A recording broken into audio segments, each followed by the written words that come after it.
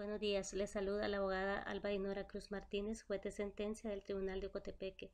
En nombre de la Escuela Judicial Francisco Salomón Jiménez Castro, les doy la más cordial bienvenida a esta segunda fase de capacitación sobre el nuevo Código Penal. En esta oportunidad voy a compartir con ustedes el tema de las disposiciones generales aplicables a las faltas. Antes de comenzar con el desarrollo de la clase, les informo cómo está estructurado el contenido de la misma. Objetivos que nos proponemos para esta segunda fase de capacitación. Objetivos generales: replicar la teoría del delito, analizar las disposiciones generales aplicables a las faltas. Como objetivos específicos: distinguir las conductas punibles y su ámbito de aplicación, identificar quiénes son penalmente responsables de la comisión de las faltas, advertir a los operadores de justicia algunos criterios de determinación de la pena en el caso de faltas.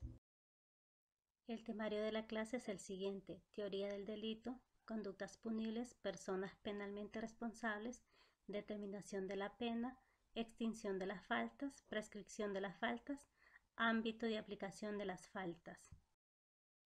Pasamos ahora al desarrollo del tema. Como se los mencioné anteriormente, haremos un repaso de lo que es la teoría del delito. Aquí en la diapositiva encontramos los elementos del delito, pero antes de definir el concepto de cada uno de ellos, es necesario que tengamos claro qué es la teoría del delito. La teoría del delito, llamada también teoría de la imputación penal, es un instrumento conceptual que nos permite a los operadores de justicia establecer cuáles son las características generales que debe reunir una conducta para que sea calificada como un hecho punible. Ahora bien, ¿por qué es importante la teoría del delito o para qué nos sirve? Sirve como una herramienta a los operadores de justicia, ya que facilita el análisis para determinar si la conducta realizada por el sujeto es contraria a lo que establece la norma penal. Asimismo, se puede establecer si esa conducta es constitutiva de delito o falta. Veamos la estructura de la teoría del delito. Aquí en la diapositiva están los elementos del delito, que son la conducta, que puede ser realizada a su vez por acción o por omisión, la tipicidad, la antijuricidad, la culpabilidad y la punibilidad. Definamos el concepto de cada uno de ellos. ¿Qué es la acción? La acción es el comportamiento humano dependiente de la voluntad humana. La acción tiene dos elementos: uno, que es el comportamiento humano, y dos, la voluntad, que implica la finalidad con la que se realiza ese comportamiento humano. Atendiendo estos dos elementos, se distinguen dos fases de la acción. La fase interna, que se circunscribe al pensamiento del sujeto. Aquí encontramos tres elementos: la ideación, la deliberación y la decisión, mientras que la fase externa comprende el inicio de la ejecución o idea que se ha tenido. Esta fase se distingue por la manifestación de la idea delictiva, los actos preparatorios y los actos de ejecución. ¿En qué consiste la omisión? Consiste en abstenerse de actuar ante una situación que se considera un deber legal. Asimismo, la omisión es una inactividad, es un no hacer en donde existía un deber jurídico, es decir, que se tenía el deber de actuar de cierta manera y no se hizo. Recordemos que en la capacitación anterior veíamos lo que son las clases de omisión: omisión propia y omisión impropia. Veamos el segundo elemento de la teoría del delito, que es la tipicidad. La tipicidad es la descripción precisa de las acciones u omisiones que son consideradas como delito y a los que se les asigna una sanción. Para darles un ejemplo de tipicidad, sería la descripción de la conducta del tipo penal de homicidio, que el nuevo Código Penal la regula en el artículo 192. Un elemento negativo de la tipicidad es la atipicidad, que se da cuando un hecho atribuido a un sujeto no puede ser sancionado por no encontrarse descrito por la ley. Aquí aplicamos el principio de legalidad. Revisemos el artículo 1 del nuevo Código Penal, que establece el principio de legalidad. Nadie puede ser castigado por acción o por omisión que en el momento de su perpetración o comisión no está previsto como delito o falta.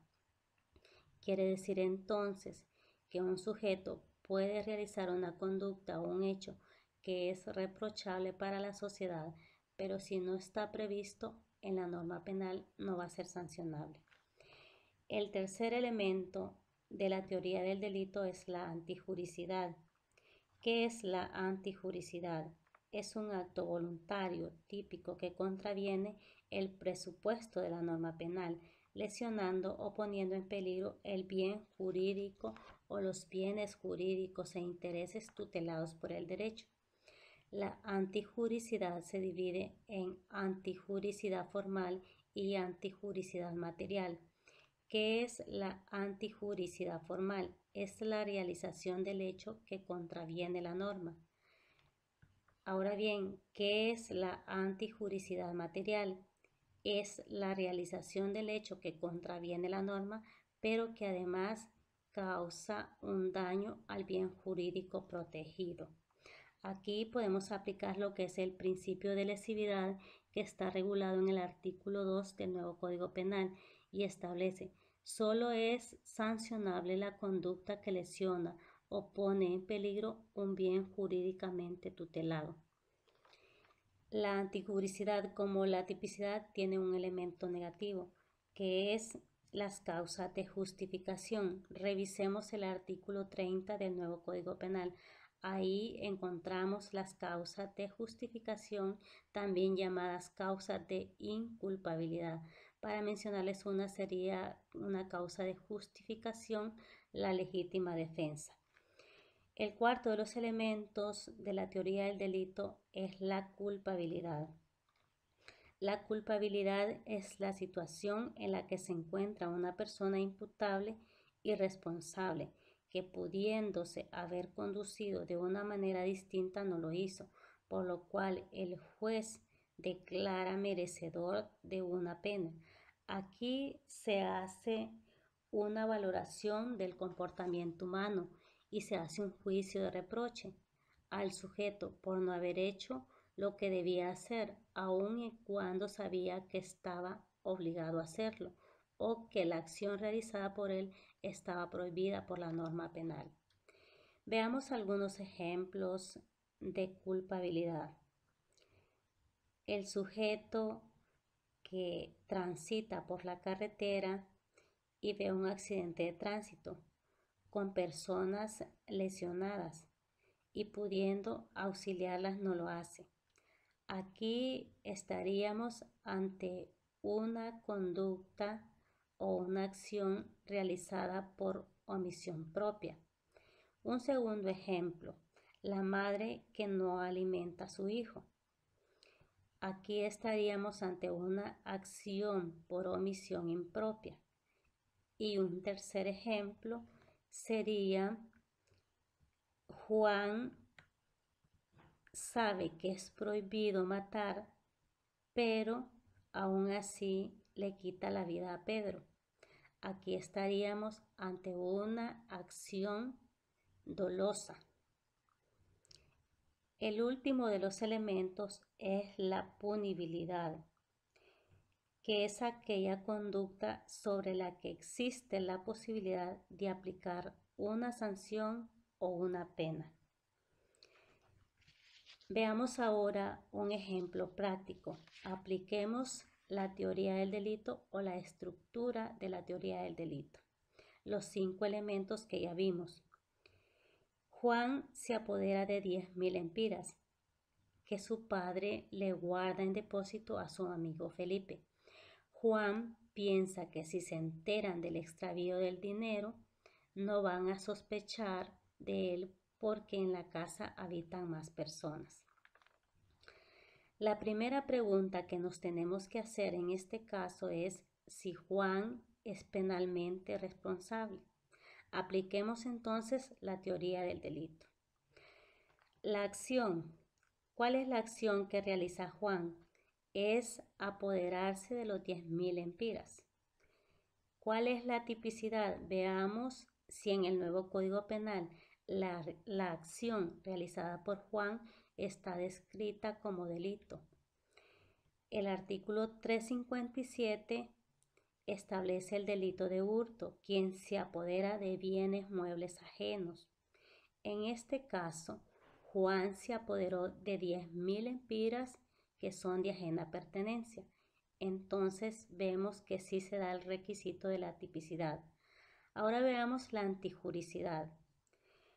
La antijuricidad dijimos que era la conducta o la acción contraria a lo que establece la norma jurídica. ¿Es contraria la acción que realizó Juan al apoderarse de los 10.000 empiras? Sí, porque ya vimos que está descrita en la norma penal y que además la acción realizada por éste se produjo un daño, es decir, que se causó una lesividad al bien jurídico protegido, que en este caso es la propiedad. Ahora analicemos el cuarto requisito, que es la culpabilidad. ¿Será culpable Juan del delito de hurto?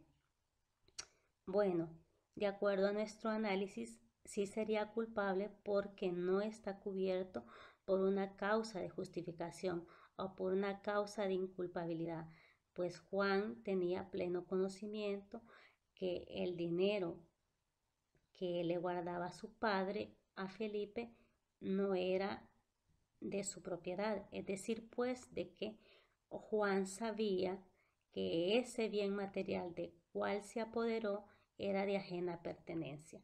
Entonces aquí hacemos el juicio de reproche. Y por último está el último elemento, que es la punibilidad. ¿Será merecedor Juan de una pena? Pues claro que sí.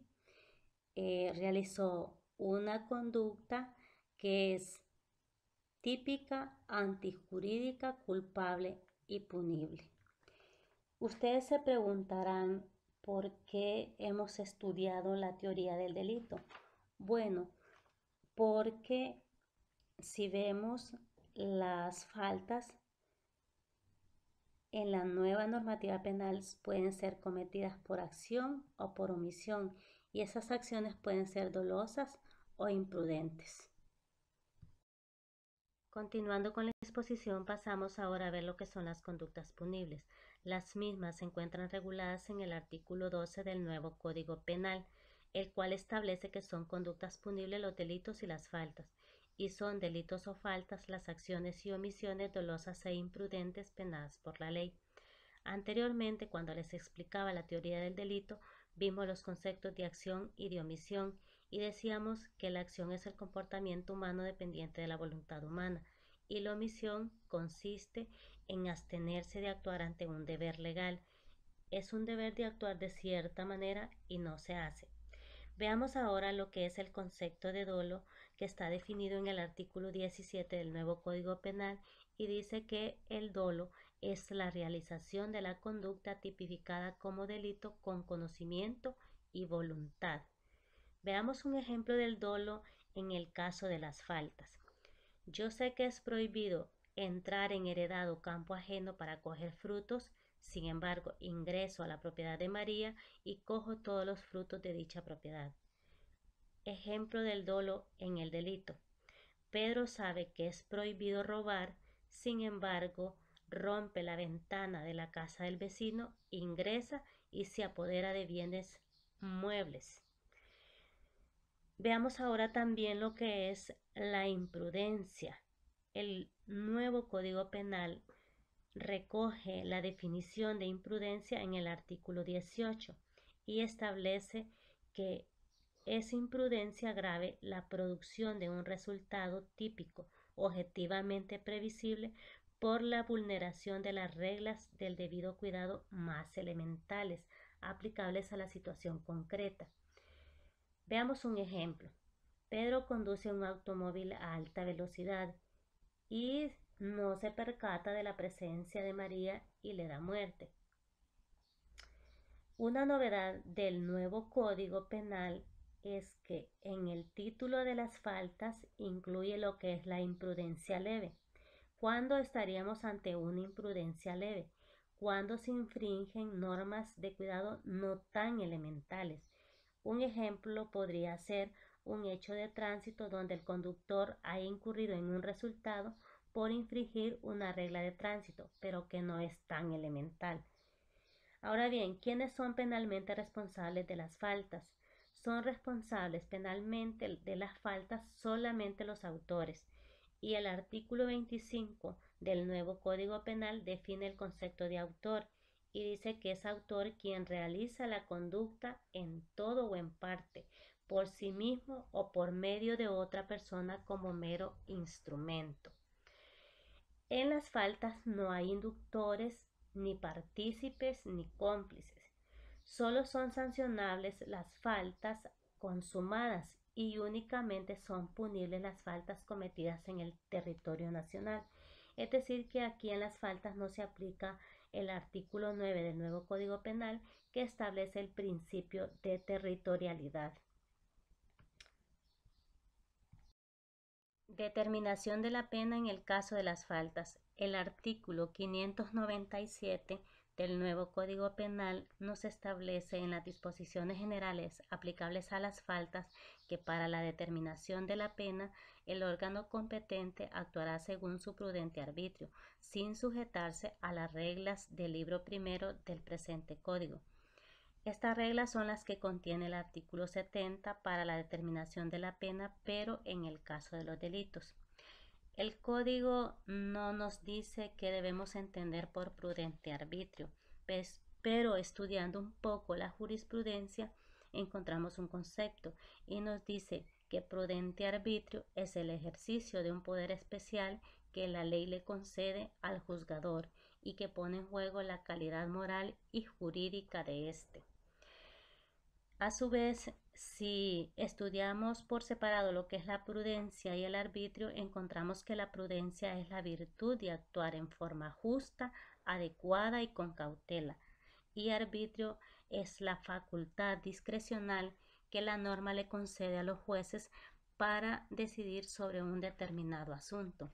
En este caso, la norma le deja la discrecionalidad del juez de paz para que determine la pena, pero siempre atendiendo ciertos límites, es decir, pues que esa pena debe fijarse dentro del mínimo y el máximo que establece la norma.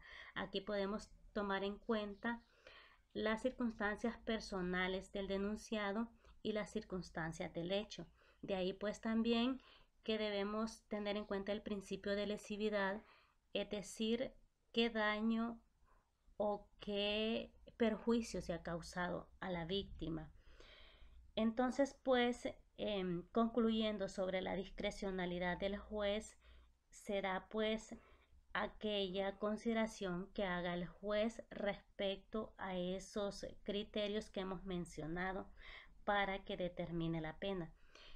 En este caso, quiero mencionarles pues de que hay que tener mucho cuidado con esa facultad que le da la norma, pues no debemos abusar o incurrir en arbitrariedades. Pues hay que tener muchísimo cuidado porque podríamos caer en una responsabilidad penal. Veamos por qué causa se extingue la responsabilidad penal en las faltas. El artículo 107 del nuevo Código Penal regula las causas de extinción de responsabilidad penal en los delitos. Estas mismas causas son aplicables para la extinción de la responsabilidad penal en las faltas. A continuación enumeramos cada una de ellas. La muerte del reo, el perdón del ofendido siempre y cuando la acción haya sido perseguida por el agraviado o su representante legal. Recordemos que los particulares y la autoridad pública también pueden interponer denuncia por falta. Ya el Código Procesal Penal establece cuál es el procedimiento a seguir para recibir estas denuncias. Otra causa de extinción de responsabilidad penal en las faltas es la prescripción. Esta la regula el artículo 109 del nuevo Código Penal y establece un plazo de prescripción de 6 meses. Es decir, que una vez que haya transcurrido el plazo antes mencionado, ninguna persona podrá acudir ante el tribunal para deducir responsabilidad penal al denunciado. Es importante mencionarles que la prescripción se interrumpe de acuerdo a lo que establece el artículo 111 y sería por que se haya iniciado el procedimiento contra el presunto responsable de la acción constitutiva de falta. Una última causa de extinción de responsabilidad penal en las faltas es el cumplimiento de la pena. Obviamente, una vez que haya impuesto al denunciado una pena y la misma haya cumplido, se ha extinguido la acción penal. A manera de resumen, podemos concluir que el nuevo Código Penal establece de manera clara que las conductas punibles en el caso de las faltas son las acciones y omisiones dolosas e imprudentes penadas por la ley. Define claramente cuáles son las disposiciones generales aplicables a las faltas. Establece concretamente quiénes responden penalmente de las infracciones constitutivas de faltas. Incluye nuevas infracciones constitutivas de faltas. Las faltas solo pueden ser castigadas en el territorio nacional. Aquí concluye mi participación sobre el tema de las disposiciones generales aplicables a las faltas. Mis compañeros facilitadores explicarán a detalle cada una de las infracciones constitutivas de faltas. Gracias por su atención.